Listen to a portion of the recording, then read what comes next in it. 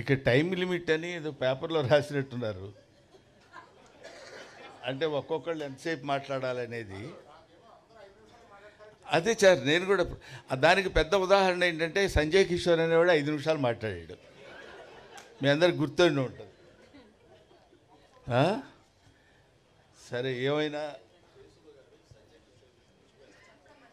అయ్యో సంజయ్ కిషోర్ గారి గురించి జయసుధ గారు చెప్పడం మర్చిపోయారంట.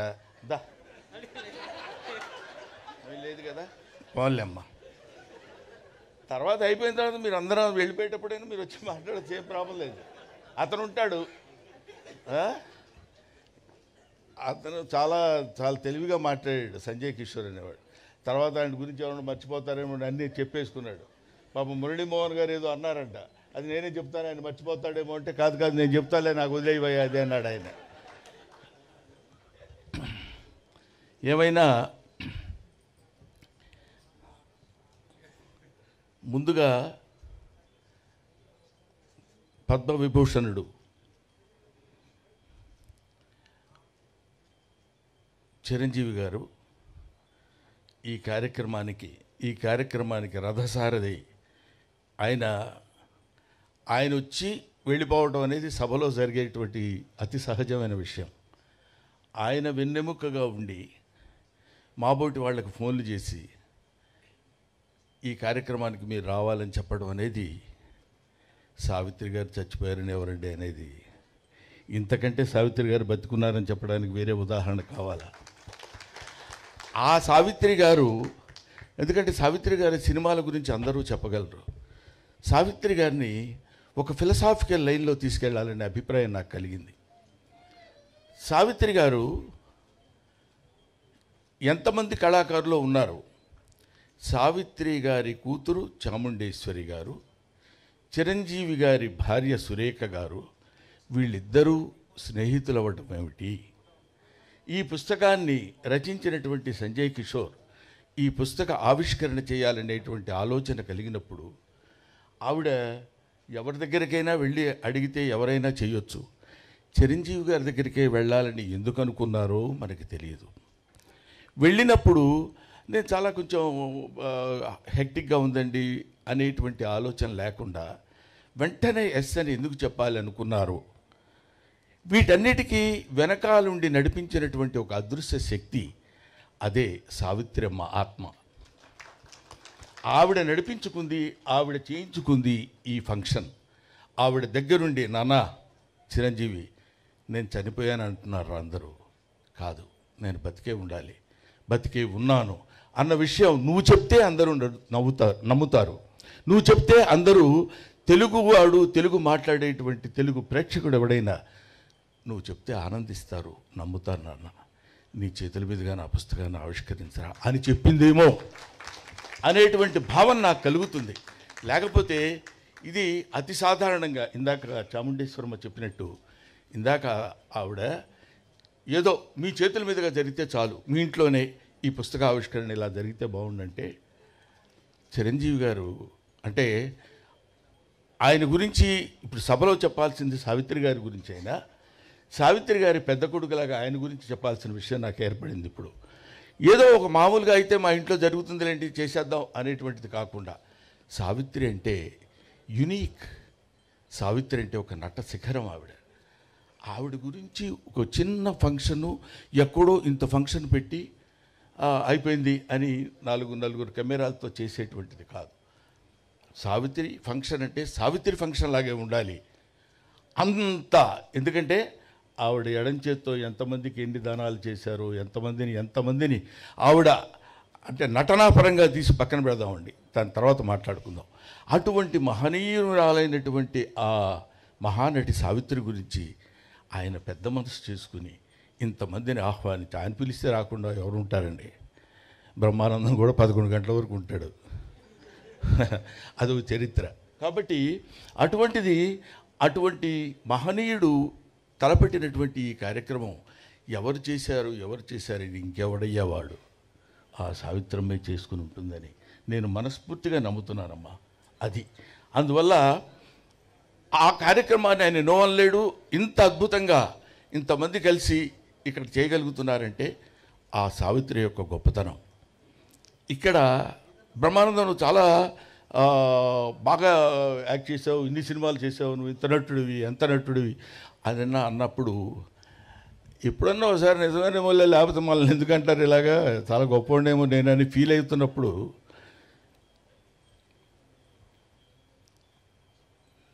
అది ఆవిడ నటించేటువంటి సినిమాలు ఏదైనా ఒక్క సినిమా అంతా కూడా కాదు, ఒక సీన్ అంతా కూడా కాదు, ఒక ఎక్స్ప్రెషను. ఇందాక పరుచూరి గారు చెప్పినట్టు ఒక ఎక్స్ప్రెషను. డాక్టర్ చక్రవర్తిలో ఒక పాట ఉంటుంది. ఆ పాటలో అమ్మ నటించినటువంటి విధానం చూస్తే ఒక్క సెకండ్లో అంత రొమాంటిక్గా నీవు ఆ పాట ఏంటి, నీవు లేక వీణ నిలువు లేక వీణ పలుకలేనన్నది, నీవు రాదా నిలువలేనన్నది. ఆ పాట ఒకసారి దయచేసి మీ అందరికీ చేతులెత్తి నమస్కారం చేసి చెప్తున్నాను, గూగుల్లో కొడితే వస్తుంది, పాట చూడండి.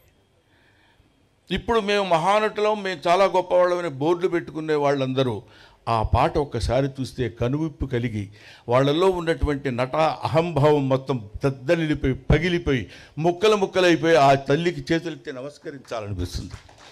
అది ఆవిడే ఎంతటి గొప్ప నటి అని చెప్పడానికి, అయ్యో ఆవిడ చూడలేకపోయామన్న బాధ కంటే ఇలా చూస్తున్నప్పుడు ఇలా చేయాలా, ఇలా చేస్తే ఇది కదా నటన, ఇది కదా యాక్టింగ్ అని చెప్పినప్పుడు నేను కొంచెం తెలుగు చదువుకున్నవాడు కాబట్టి తెలుగు మాస్టర్గా ఒక విషయం చెప్పాలి. బంబెర పోతన అంటాడు, అంబ నవాంబుజోజ్వల కరాంబుజ శారద చంద్ర చంద్రికాగడంబర చారుమూర్తి ప్రకట స్ఫుట భూషణ రతన దీపికా చుంబిత దిగ్విభాగ శృతి సూక్త వివిక్త నిజ ప్రభావ భవాంబర వీధి విస్తృత విహారిణి నన్ను కృపదూడు భారతి అని కోరుకుంటాడు. ఎవరు? బంబెర పోతన సరస్వతీదేవిని. మన నటీనటులు నటీమణులు నటులందరూ కోరుకోవాల్సింది ఏంటంటే భావాంబర వీధి విస్తృత విహారిణి కాదు, నటనాంబర వీధి విస్తృత విహారిణి సావిత్రి నన్ను కృపదూడు భారతి అని నమస్కరించి ఎక్కడో శిఖరాగ్రం మీద కొన్ని వేల మెట్ల మీద కూర్చున్నటువంటి ఆ మహోన్నతమైనటువంటి నటిని ఎక్కటానికి ముందుగా మొదట కనిపించేటువంటి ఆ ప్రథమమైనటువంటి సోపానానికి నమస్కరించుకుని వెళ్ళాలి. అది ఆవిడ సావిత్రి గారు ఎంత గొప్ప నటి అని చెప్పడానికి ప్రతి వాళ్ళు మనం ఎన్ని చెప్పినా ఒక్కొక్క చూపు. పాండవనవాసంలో దిక్ బానిసల కింద అహంభావమా దుశ్శాసన తోడ్కొని రమ్మా బంధకిని అని ఎస్వి రంగారావు గారు గద్దించి అడిగినప్పుడు మిక్కిలినేని రాధాకృష్ణమూర్తి గారు తీసుకొచ్చేసి ఆవిడ అక్కడ నిండు సభలో పడుకోబెట్టినప్పుడు ఆ తర్వాత ఎంతమంది ద్రౌపదీలకు వేశారో తెలియదు కానండి, కృపాచార్యుడిని ఎలా చూడాలో అలా చూస్తుంది, ద్రోణాచార్యుడిని ఎలా చూడాలో అలా చూస్తుంది, దుర్యోధనుడిని ఎలా చూడాలో అలా చూస్తుంది, దుశ్శాసనుడిని ఎలా చూడాలో అలా చూస్తుంది, కృపాచార్యుడిని ఎలా చూడాలో అలా ఒక్కొక్క చూపులో ఒక్కొక్క వైవిధ్యాన్ని కనపడేటట్టు చూసి ఈవిడేనా ద్రౌపది, నిజంగా ద్రౌపది ఈవిడేనేమో అనే భావన కలిగించేటువంటి శక్తి సత్తా ఉన్నటువంటి మహానటి. ఆవిడ గురించి మాట్లాడుకోవడానికి ఇంతకంటే ఇంకేం కావాలి? ఆవిడ గురించి మాట్లాడుకునేటువంటి అవకాశం మనకు కలగడం, ఆవిడ గురించి తరించేటువంటి భాగ్యాన్ని నాకు కలుగజేసిన చిరంజీవి గారికి నా హృదయపూర్వకమైన నమస్కారాలు తెలియజేస్తున్నాను. ఎస్వి రంగారావు గారు ఇందాక ఆయన చెప్పినట్టు ఎస్వి రంగారావు గారితో పోటీపడి నటించడం అంటే మామూలు విషయం కాదు. ఎస్వి రంగారావు 6 అడుగుల ఆజానుబాహుడు. ఆయన ఎక్కడ మన ఇది జకర్తా కాదండి, ఎస్వి రంగ కీచకుడుగా నర్తనశాలలో చేస్తున్నప్పుడు మధుర తీసుకొని రమ్మని పంపిస్తుంది చెల్లెలు. సైరంధ్రి తమ్ముడికి మధుర తీసుకెళ్ళి ఇచ్చిరా అంటుంది. అక్కడ ఒక సందిగ్ధంలో ఉన్నటువంటి చిన్న ఎక్స్ప్రెషన్, వెళ్ళాలా వాడింత దుర్మార్గుడో తెలుసు కదా అన్నప్పుడు ఇద్దరు అలాగా 2 కొదమ సింహాలు పోటీ పడ్డట్టు ఉంటాయి. ఒక ఆడసింహం, ఒక మగసింహం. ఏయ్ చెయ్యి నువ్వు ఎంత చేస్తావు, నేను చూడు ఎంత చేస్తాను అని 2 పోటీ పడి నటించినట్టు అనిపిస్తుంది. మరణి కించిత్ సర్వాలంకార భూషిత అయిన నిన్ను చూచిన నా మనసు ఊగి తూగి నీ ముందు మోకరిల్లదా బాలుడికి 5 భర్తలకు భార్యనే దానవు 6 నన్ను అంగీకరించలేవా ఆనందపరచలేవా మాలినీరా అంట. ఎస్వి రంగారావు మాట అన్నప్పుడు సావిత్రి చూస్తుందండి, అమ్మ చూస్తుందండి అంటున్నాను, ఏమనుకోవద్దు ప్రేక్షకుడిని. ఆవిడ చూస్తారండి అంతే బాగుండదు. ఆవిడ ఎలా చూస్తుందంటే, నీచత్వంలో కూడా ఇంత పరాకాష్ఠ ఉంటుందా? 5 భర్తలకు భార్య అయిన దాను 6వగా నన్ను అంగీకరించలేవా ఆనందపడతలేవా మాలినీరా మన కోసం హంసతూరిగా పల్పం ఎదురు చూస్తుందా అంటాడు. ఆయన తండ్రి కూతుళ్ళుగా కూడా వేశారు, వాళ్ళు తండ్రి కూతుళ్ళుగా కూడా నటించారు. కానీ ఇక్కడ ఒక పరమ నీచమైనటువంటి పరమ దారుణమైనటువంటి కామానికి బానిసైనటువంటి ఒక మూర్ఖుడిగా అతను నటిస్తుంటే, అక్కడ అసహించుకుని జుగుప్సాకరంగా ఉండేటువంటి ఒక వ్యతిరేకించే ప్రేయసిలా నటించడం అంటే, ఇలాంటివి ఎన్నెన్ని చెప్పాలి సావిత్రమ్మ గురించి. ఆవిడ ఒక విశ్వనట మహావృక్షం, ప్రపంచమంతా వ్యాపించినటువంటి ఈ నటీనటులకు కనువిప్పు కలిగించేటువంటి మహానట వృక్షం ఆవిడ. ఆ వృక్షం కింద ఎన్నో పూలు కాయలు పండ్లు రాలిపోతే మాలాంటి నటులు అక్కడ వేలుకుని చిన్న సజ్జలో ఆ పూలు అవి వేరుకుని వెళ్ళిపోవాల్సినటువంటి స్థితి ఉన్నటువంటి వాళ్ళం.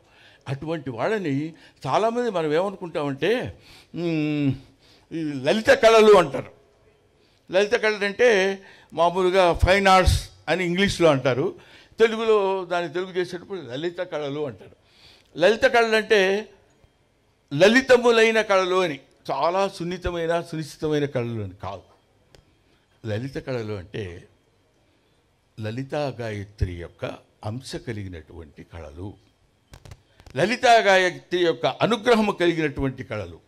అవి కొంతమందినే ఆ తల్లి చూస్ చేసుకుంటుంది, కొంతమందినే అలా పట్టుకుని పైకి తీసుకొస్తుంది. అలాంటి వాళ్ళలో లలితా గాయత్రి స్తన్యాన్ని కోరినటువంటి ప్రథమ అద్భుతమైనటువంటి తెలుగు బిడ్డ నిశంకర సావిత్రి. నిశంకర సావిత్రి అంటానికి ఆవిడ ఎంత మహానటి అంటే అంత మహానటి అని ఏ శంక లేకుండా చెప్పవచ్చు. నిశంకర సావిత్రి అంటే అంత గొప్పది. అటువంటి ఆవిడ గురించి ఎన్నెన్ని చెప్పుకోవాలని చెప్పండి. అటువంటి మహానటి ఆవిడ తలుచుకుంటేనే ఆహా ఇది చాలు కదా, ఇది గాక సాఫల్యం, ఇది గాక జన్మ సరితార్థం ఇంకొకటి కలదే. ఆవిడ గురించి మాట్లాడేటువంటి అవకాశం కలిగింది కదా, కలిగించినటువంటి మహనీయులు ఎంతోమంది ఉన్నారు కదా అని. అమ్మ చాముండేశ్వరి, అయ్యా గోవిందరావు గారు, మీరు ఏదో అంటారు సావిత, తల్లి గురించి ఈ వయసులో అమ్మని ఎలాగైనా బతికించుకోవాలి అనేటువంటిది. బతికించుకోవాలంటే అమ్మ చచ్చిపోతే బతికించుకోవాలమ్మా. ఎక్కడ చచ్చిపోయిందమ్మా మీ పిచ్చిగాని. ఆవిడ ఉంటుంది. నటన భావాంబర వీధిలో విస్తృతంగా విహరిస్తూ ఉంటుంది, నటనాంబర వీధిలో నివసిస్తూ ఉంటుంది ఆ మహానటి సావిత్రి. ఆ తల్లికి నా హృదయపూర్వకమైనటువంటి నమస్కారాలు తెలియజేసుకుంటూ, అంటే నమస్సులు తెలియజేసుకుంటూ అని నేను ఎందుకన్నానంటే, చచ్చిపోయిన వాళ్ళకి నివాళులు అని చెప్తారు. నాకు ఇంకా ఆవిడ చచ్చిపోయిందనే మాట నా నోటి నుంచి రావాలని నాకు ఇష్టం లేక నేను చెప్తున్నాను. ఎదురుగా కూతున్నారు మా అరవింద్ గారు, ఆయన వాళ్ళ నాన్నగారు ఉన్నారు. మాకు చిన్నప్పుడు మోగ మనసుల్లో వీళ్ళిద్దరు కాంబినేషన్ ఉండేది. ఇదిగా ఇటు పక్క రొయ్యలు, ఇటు పక్క కొరమైన చేపలు, ఇటు పక్క ఇవి వచ్చే నా వల్ల కాక అనేవాడు ఆయన. ఏంటి ఈయన ఇలా అన్నప్పుడు ఒక చిన్న మోగ మనసుల్లో సావిత్రమ్మ గారు ఆయన చేస్తున్నటువంటి నటన కాకుండా క్యారెక్టర్ పరంగా ఒక చిన్న నవ్వేది. మీరు ఒకసారి వీలుంటే ఒకసారి చూడండి. ఇలాగ ఎన్ని కోటి సీన్లో సద్గా అది శవం అది అని ఆయన ఒక మహానటుడు. ఇలాంటి మహానటుల యొక్క సమ్మేళనం అదొక మంచి మనసులు. ఇది మహానటుల యొక్క సమ్మేళనం.